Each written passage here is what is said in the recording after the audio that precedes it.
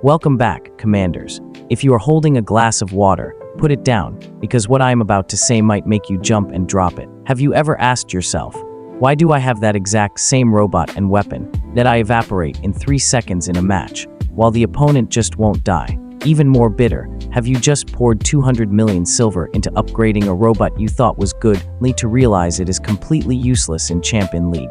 Today, we are not doing a superficial ranking video like this one is strong, that one is weak. We are going deep into the essence of Meta 11.7. We will dissect every single bolt of these robots, from the tier D bottom feeders to the new king. Before we start, remember one rule of Meta 11.7. Speed and durability are everything. Era of paper-thin assassins camping in bushes and snapping is over. Now is the era of flying, jumping, self-healing tanks. If your robot does not have independent survivability, it is trash. Sorry if I am being blunt, but the truth hurts. This video is based on my personal opinions and experiences, so it won't be 100% accurate. If there are any mistakes, please remember to comment down below and share your own robot rankings. Tier D, the graveyard of legends. Let's start from the bottom of the abyss. Tier D, this is the resting place of names that once ruled the world. First is Jaeger. I know, Jaeger looks very cool. A snapper spider with a massive gun on its back. Many new or returning players get deceived by this look. Why is Jaeger useless? The problem lies in mobility and the Aegis shield. In the current meta, match speed is incredibly fast. Robots like Ashikashi or Rex can close a 600 MGAT in seconds. Jaeger, it's too sluggish, with poor maneuverability. When closed in on, Jaeger is as good as dead. Secondly, Jaeger's Aegis shield used to be a point of pride, but now it's a weakness. Shield breakers, area of effect explosives, and especially motherships dropping orbital strikes. When Jaeger enters sniper mode, it stands still, and that's when you become target practice for enemy motherships. Do not invest in Jaeger unless you want to donate free kills to the enemy team. Next, Hawk, the one formerly known as the Titan Slayer. Why did Hawk drop to Tier D? Simple, HP inflation. Titans now, like Bedwar or Mauler, have colossal HP and armor. Hawk's laser, even with defense mitigation, just tickles them. Furthermore, Hawk's flight mechanic creates a reflector, but it does not block damage. With the current insane firepower, people are willing to shoot through the reflector, accepting a little damage to kill your paper-thin Hawk right out of the sky. Hawk flying up now isn't to hunt. It's to broadcast your location to the whole map saying, I'm here, shoot me.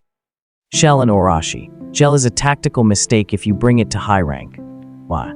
Because Shell is a nuclear battery. Its ability creates physical shields around it. Opponents just need to shoot those shields to fully charge their nuclear amplifier modules in an instant. Bringing Shell into battle means you not only die fast but indirectly help the enemy get stronger twice as fast. And Orochi.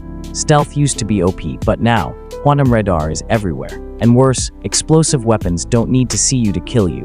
Orochi is too fragile to survive a single splash damage cycle. Nightingale, once the healing saint of the skies. But why did it hit rock bottom? The problem with Nightingale is flying but doing nothing, and flying, it has stealth, heals, and applies suppression. Sounds good, but in this meta, 75% suppression is not enough. Enemy damage is too high. Even reduced by 75%, they still kill your teammates. Furthermore, Nightingale cannot capture beacons while flying. It flies around washing teammates' eye, then lands and dies with them because of poor firepower. Compared to modern healers, Nightingale is ancient history. Conclusion for Tier D, don't cling to the past. If you have these, keep them in your inventory as souvenirs. Do not upgrade them. Tier C, the Sweet Traps list. This is the most dangerous group. For your wallet. Because they look strong. In Diamond or Expert League, they destroy. But in Master or Champion, they become a burden. Let's talk about Mars. The turret toss autofares sounds very lazy and easy, right? But in high rank, players move constantly. Mars' turret projectile speed is too slow to catch fast-moving targets. Furthermore, Mars lacks survivability when pushed. When the turret is on cooldown, Mars is just a normal walking robot with average HP. It lacks the burst potential to turn the tide. Erebus and Typhon, the glass snipers. These two have extreme firepower, 3 heavy or 4 medium slots. Their blackout skills are extremely annoying, but their fatal weakness is the reliance on energy shields. In Meta 11.7, energy shields are paper-thin against new weapons. Just one volley from Tesla electric guns or explosive ammo, and this shield evaporates in 1 second. Erebus has a hitbox that is too massive. Even if you hide behind a wall, Erebus's shoulder or leg still sticks out, and that's enough for the opponent to send you back to the hangar. Teflon is slightly better thanks to a smaller hitbox and the River Chase pilot. If you have extremely high skill and know how to corner shoe, Teflon can make it to Tier B, but for the majority of players, Typhon is very hard to use effectively because one wrong move means death. Styros, the rolling ball, once the king of beacons, but now rust and corrosion effects are Skyros' hard counters. When Skyros curls up, it relies on defense points, but new titans and weapons have very high mitigation stats. Skyros rolling into the enemy team now is no different from a bowling ball getting smashed. It's still okay for sneaking beacons, but don't expect it to tank the whole world like before.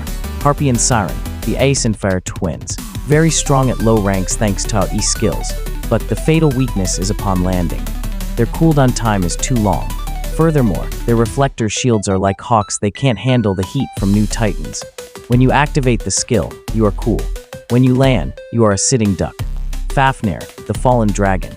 Since the flight speed nerf, Fafnir lost its status. Even with the legendary pilot providing shield breaking, Fafnir in the air is now too slow, easily shot down by shield breaker modules. Fafnir now requires extreme skill to play, but the reward is not worth the effort. Scorpion, the backstabber. Scorpion is still fun to play. Teleport behind, unload, then return. But in this control meta, Scorpion is easily predicted.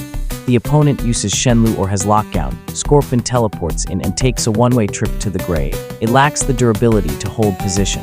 Revenant, the tank out of gas, once the king of brawling. But Revenant relies on healing, and right now, rust effects are everywhere. A Revenant that cannot heal is just a bag of cotton. Furthermore, Revenant teleports in but has no way OUT, it's a one-way ticket to the ground. Seraph and Nether. Seraph got a hitbox and speed nerf, making it much easier to hit. Nether's force field is now too thin. One shot from a Reaper strips the shield clean. They still deal damage, but their survivability is a flat 0. Conclusion for Tier C, play for fun, sure. But to climb rank seriously and invest MK3 resources, think very carefully. Tier B, skill decides everything list. This is the group I recommend for F2P players or those who like skill-based gameplay. They aren't broken, but they survive thanks to unique mechanics. The brightest star, Ravana. I have to give special praise to Ravana. Through so many metas, this robot is still thriving. Why? Because of the Transcendence ability. When activating the skill, Ravana becomes invisible, immune to all damage, gains speed, and most importantly, cleanses all negative effects. But lockdown. Skill, but rusted and can't heal. Skill, about to get hit by a mothership. Skill, Ravana is the counter to all effects. In the hands of a pro who knows cooldown management, Ravana can stall, harass, and reverse kill even Tier S robots. However, it requires the pilot Arnav Poe and close-range weapons like sonics or shotguns to optimize. Playing Ravana is a mind game. Lynx, the boss killer. Lynx's strongest point is the execute ability. When enemy HP drops below a certain threshold, Lynx's built-in weapon will kill them in one shot, regardless of how much defense or healing they have.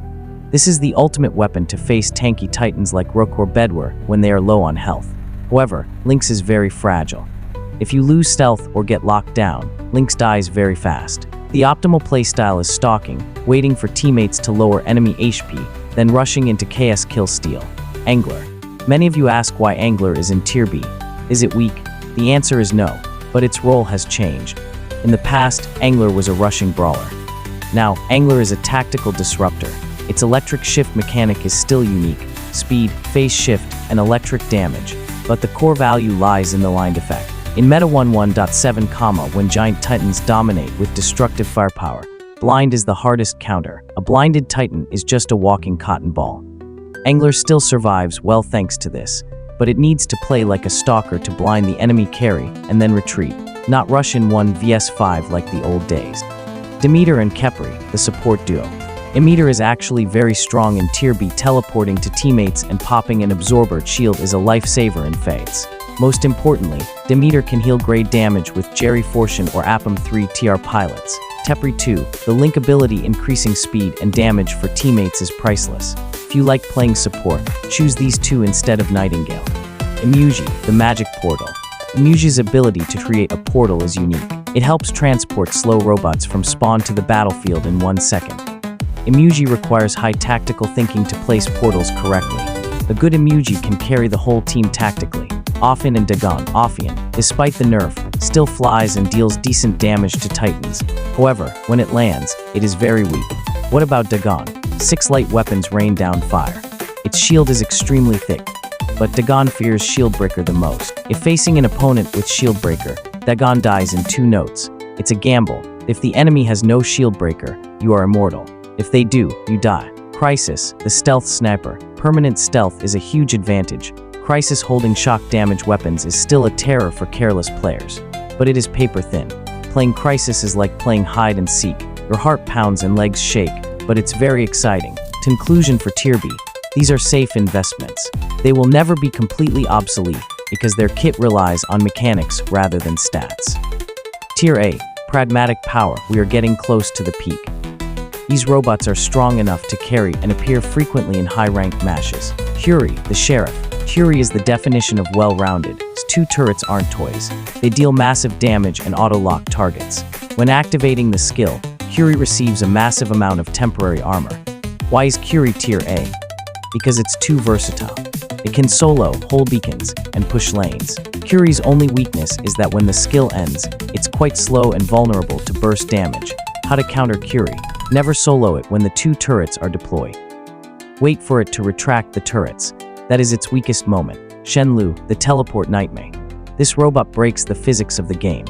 It teleports straight behind your back, activates an Aegis shield, and shocks you. The surprise factor is Shenlu's biggest weapon. It forces opponents to constantly stress over the radar. Why is Shenlu strong? Because it strips away the opponent's initiative. You can't choose a hiding spot because it will find you. However, Shenlu relies entirely on its combo chain. If it teleports in, doesn't kill you, and has no escape route, it dies. This is a robot of all or nothing. Condor, the new ruler of the skies. Unlike Hawk or Seraph, Condor flies faster, is tankier, and its built-in weapon hurts more. Especially, Condor has the ability to heal grade damage while flying. This makes it incredibly durable in prolonged fights. Condor is the counter to light and medium robots. To shoot down a Condor, you need lockdown weapons to keep it in place, or extreme focused firepower from a Titan. Ashikashi, this goat is still too strong. The knockback ability and constant damage resistance make it the best vanguard. It rushes in, breaks the enemy formation for teammates behind to unload. Pathfinder, the bounty hunter. Its skill not only locks down, but also marks the target. If the marked target dies, your whole team gets a speed and damage buff. The longer Pathfinder lives, the stronger your team gets. This is the most terrifying snowball robot. Next is Duex, the multitasking spider lord.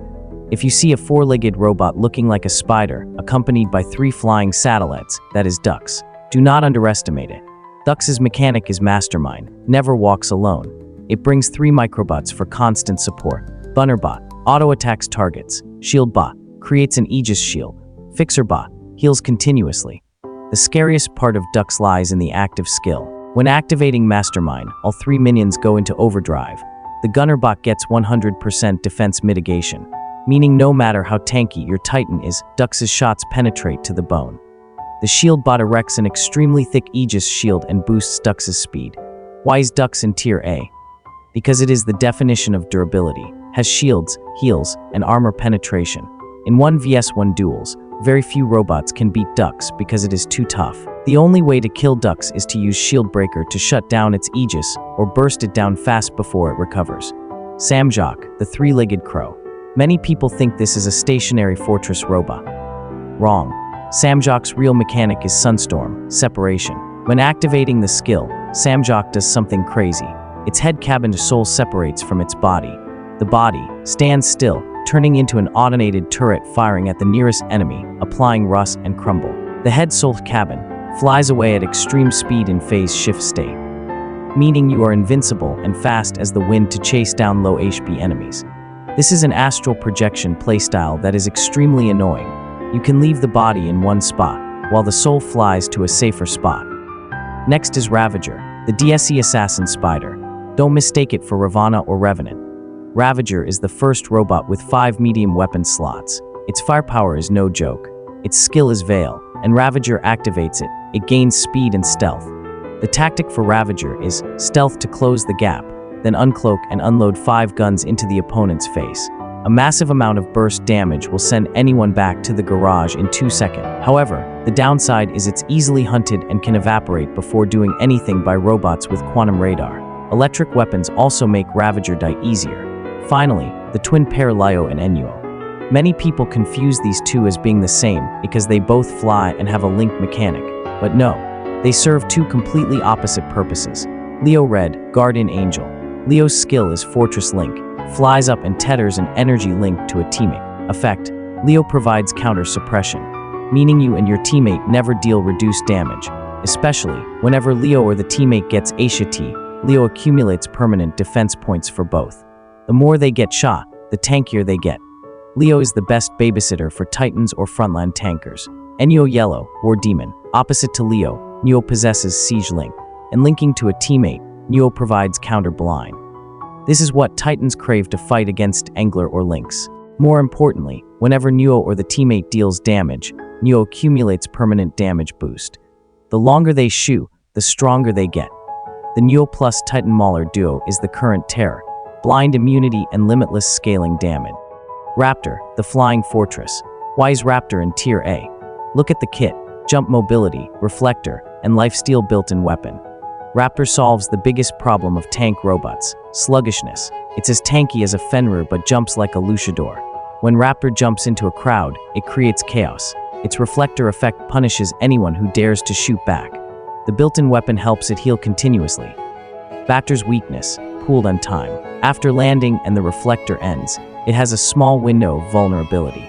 Tier S, the monsters. These are the robots that tip the balance of the match. Owning them means you already hold 50% of the victory.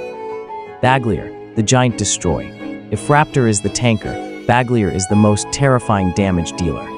The ability to recall teleport back to the original spot allows Baglier to play extremely safely. It steps out, unloads 4 heavy weapons into your face, then vanishes back to the old spot to heal. This playstyle is extremely frustrating.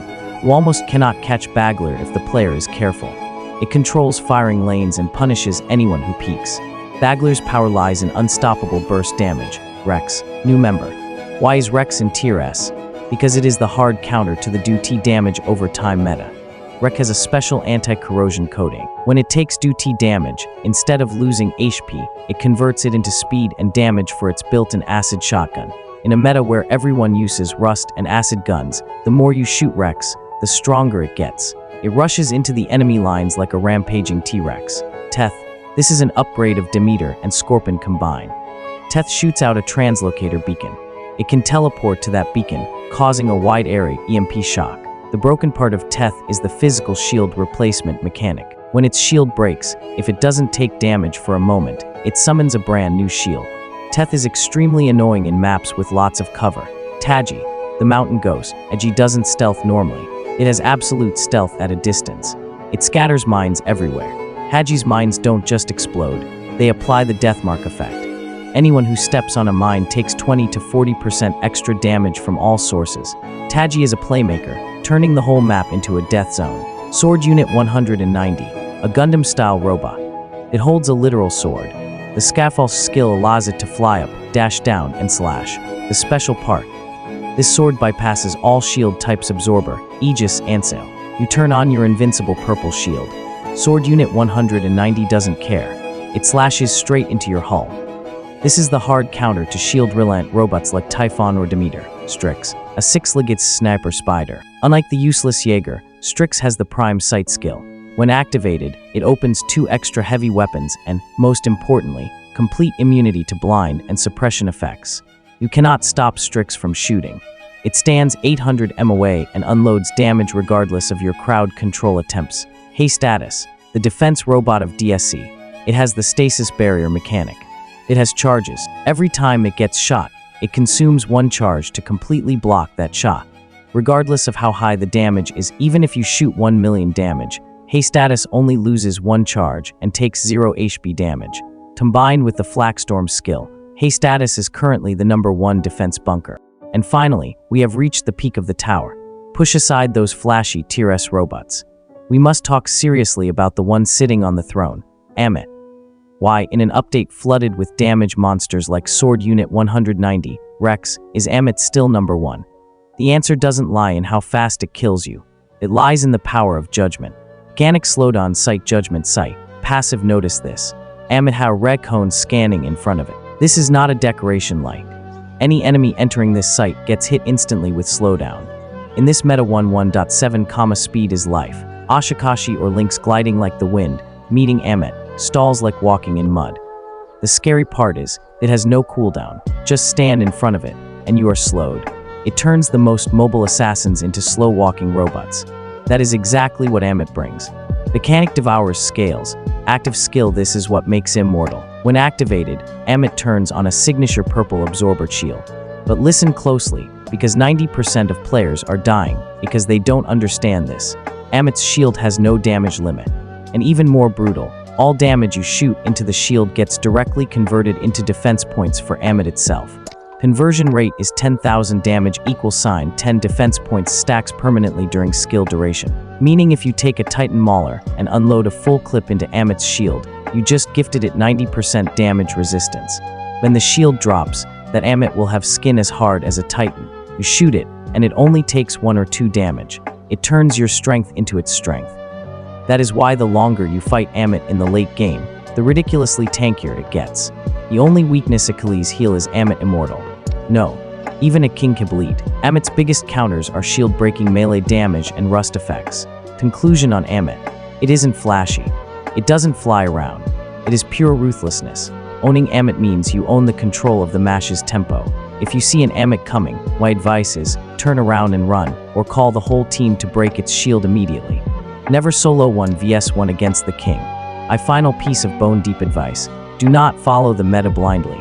Follow mechanics. Damage can be nerfed, HP can be cut, but mechanics like Ravana's Cleanse or Nuo's Anti-Blind will always have a place.